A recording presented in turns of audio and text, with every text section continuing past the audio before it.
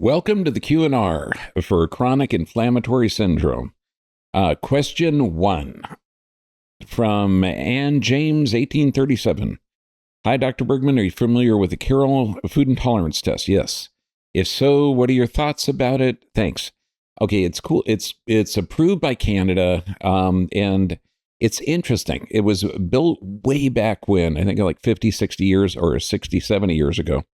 And it's a blood test, and you put it under electricity to see how your body is responding. So there's not a lot of good studies on it, but it could be a contributing factor.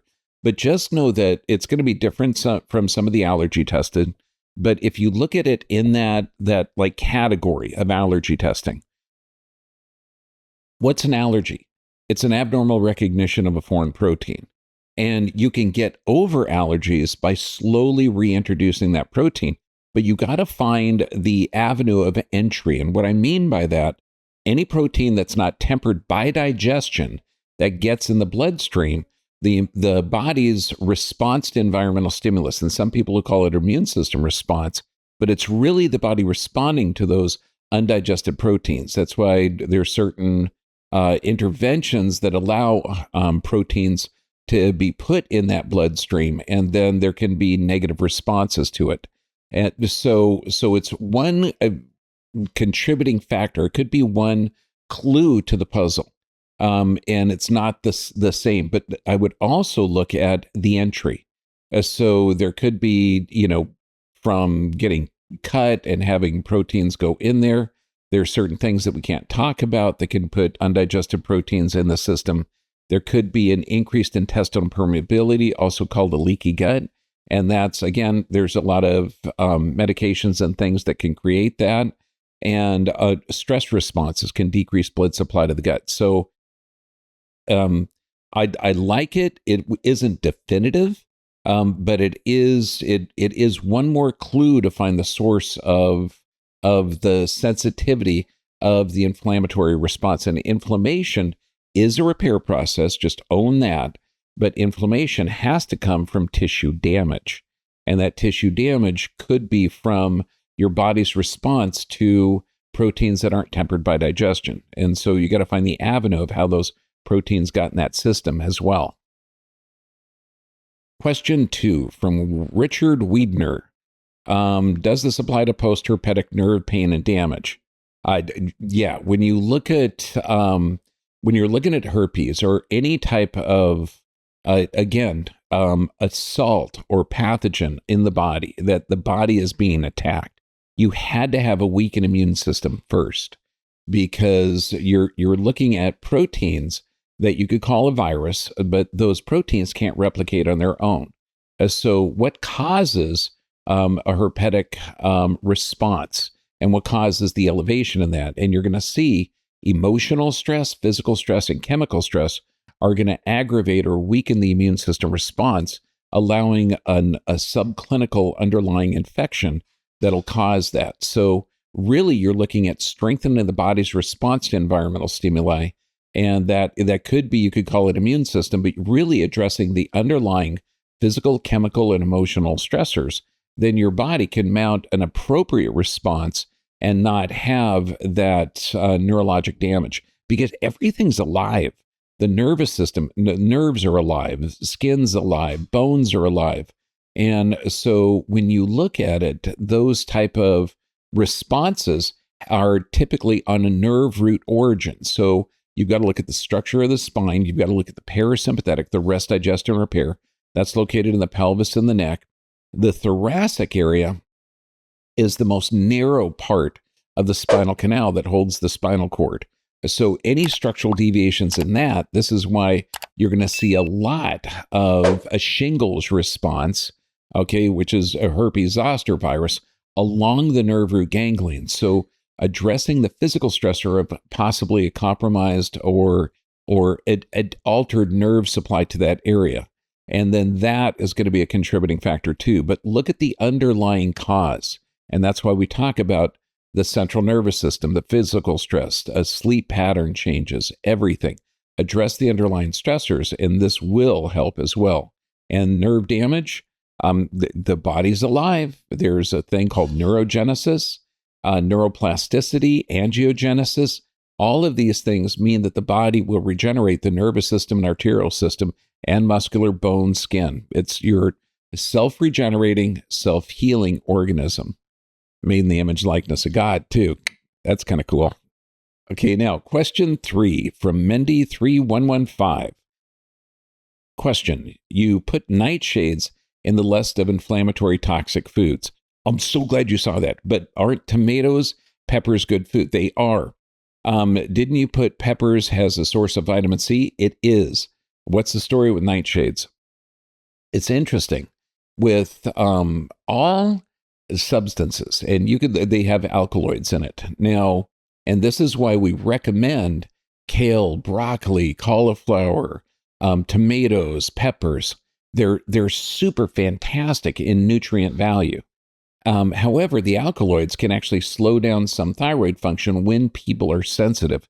Now, what makes a person sensitive to some foods and not sensitive to other foods? Or some people are sensitive, some people aren't. So this is why if you have a sensitivity, that means your body has been, let's say, primed or hypersensitized through either a leaky gut or getting foreign proteins that aren't tempered by digestion in the bloodstream. And that's going to it's going to prime the immune system response. And those people that are sensitive need to fix the problem. So people that are nightshade sensitive, they're going to have a problem with digestion, a problem with chronic states of stress are very, very common. Poor sleep patterns, poor bowel movements, physical stress underlying, but there is going to be some other type of stress that weakens their rest, digestion, repair. All boils down to that fight or flight nervous system. You've got an automatic nervous system, fight or flight, shuts blood supply down to the gut, weakening the immune system or your gut supply, and that can increase intestinal permeability, causing an increased sensitization to certain foods. So there's not a lot of good studies on nightshades, but people are sensitive. So I should have put all sensitive foods. It's just nightshades are so common in a lot of different forms. I want to get a balance because it's not that nightshades are evil. It's every type of food could have a hypersensitivity response to certain processing or digestive processes. But when you're looking at peppers, the greatest source of vitamin C, cayenne is one of the greatest vasodilators, bronchodilators. I recommend it for a lot of different conditions. It's also, you mix it with coconut oil, it's a fantastic pain reliever. So there is a heck of a lot of benefits to the nutrients in those nightshade vegetables. So don't avoid them willy-nilly, and if you are sensitive to them, find the underlying cause. It's not a disease that you're going to have for forever. People will get over allergies and food sensitivities. And also people will develop a sensitization to certain plants or foods or substances based on proteins that aren't tempered by digestion getting into that bloodstream. So some people will develop allergies, some people will eliminate allergies. So look at the underlying cause, and that has to do with physical, chemical, emotional stress and the health of the digestive process, as well as the health of, changing your sleep patterns where your body can regenerate, and also looking at emotional stressors, which if you're in an emotionally stressed state, you're going to have decreased blood supply to the gut, and that's going to decrease the health of the intestinal tract, also increasing intestinal permeability or sensitization to some environmental stimulus, and that stimulus could be nightshades. Question 4, the meat debate. I love this. We've got 3 questions that are really, really cool. From Bedia. It's sad to see that you left out the most nourishing and most anti-inflammatory food, red meat. That's how I got rid of my symptoms. Yeah, carnivore diet is amazing. And let's go into Spudley Ann. Knowing about this one thing, but your video is pretty informative on a chronic inflammatory syndrome. Thank you. However, animal products should be completely eliminated. It's awful on gut life, has the whole body. I just finished Fiber Fueled, amazing. So we have one pro meat, one anti meat.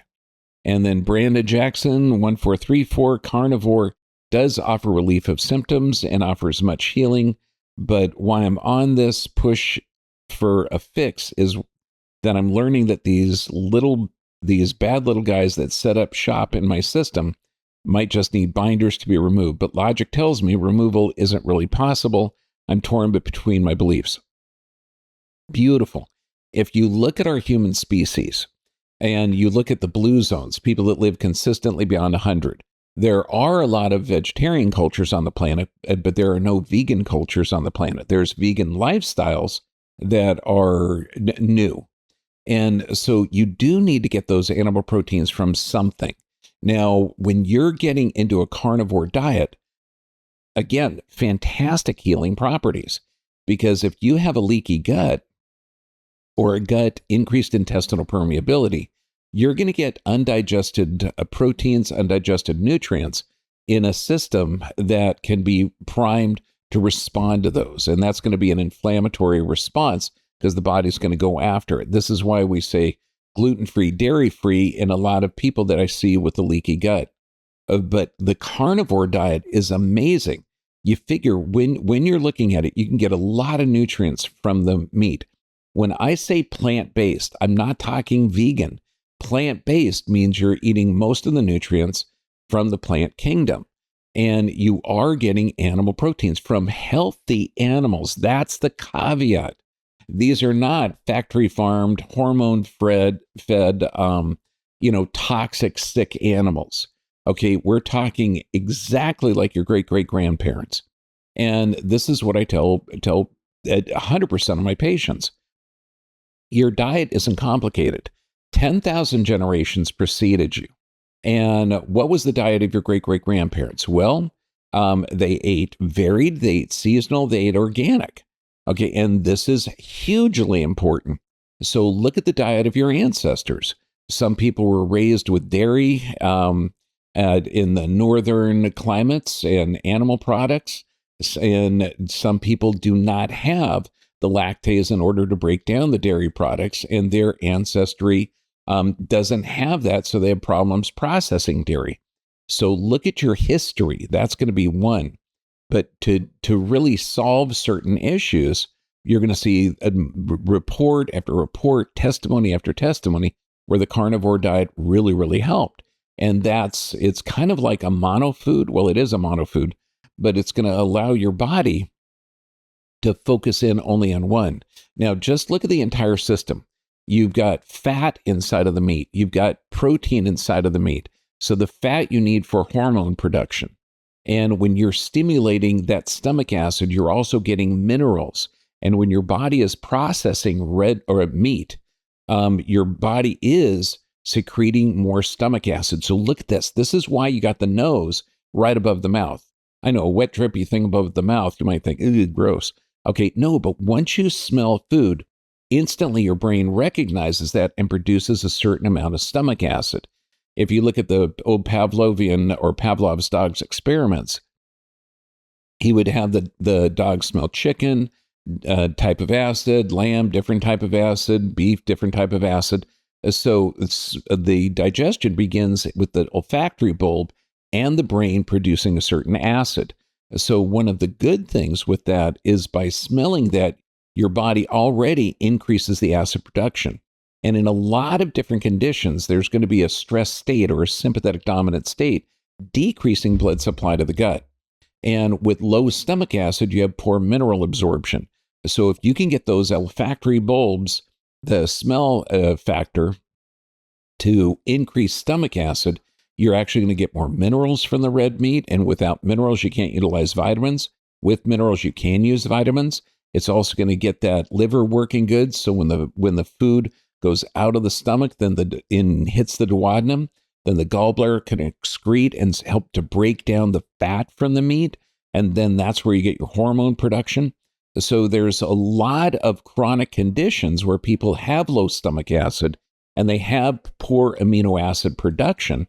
This is why we also recommend juicing and blending, which is going to pre-digest that. But one of the reasons that the carnivore diet is so effective in helping a lot of different conditions, but it's not one diet for everyone or one diet for every condition. And if you're in a mindset that this is the only way, look at other factors. Okay, look at your physical stress, chemical stress, emotional stress, and your diet should be very, very similar to your great grandparents. Why? Organic, seasonal, varied. If they're preserved, they're going to be fermented and not packaged, not man-made. And then this way you can start processing those nutrients. But also look at the underlying factor. You've got that autonomic nervous system. In a chronic state of stress, you got decreased blood supply to that gut. In a balanced automatic or autonomic nervous system, you're able to digest and you're able to run away from danger. So you need that balance. So you've got to look at the nervous system and how you're processing the nutrients. Look at your sleep patterns. That's going to be huge as well. And look at bowel movements. So if you're getting 2 to 3 healthy bowel movements a day, that means you're processing the nutrients and everything's working well. So look at the underlying, I wouldn't call them vital signs, but I'd say vital processes to show you the status of your health. Good sleep patterns, good mental attitude, 2 to 3 healthy bowel movements a day, and full energy. That would be amazing. And that's what your great-great-grandparents had. Okay, now, if your question wasn't answered here, please go to the drbvip.com site, and there I can speak freely and answer all the questions. And thank you so much. This has been really fun. God bless you all. Stay healthy, my friends.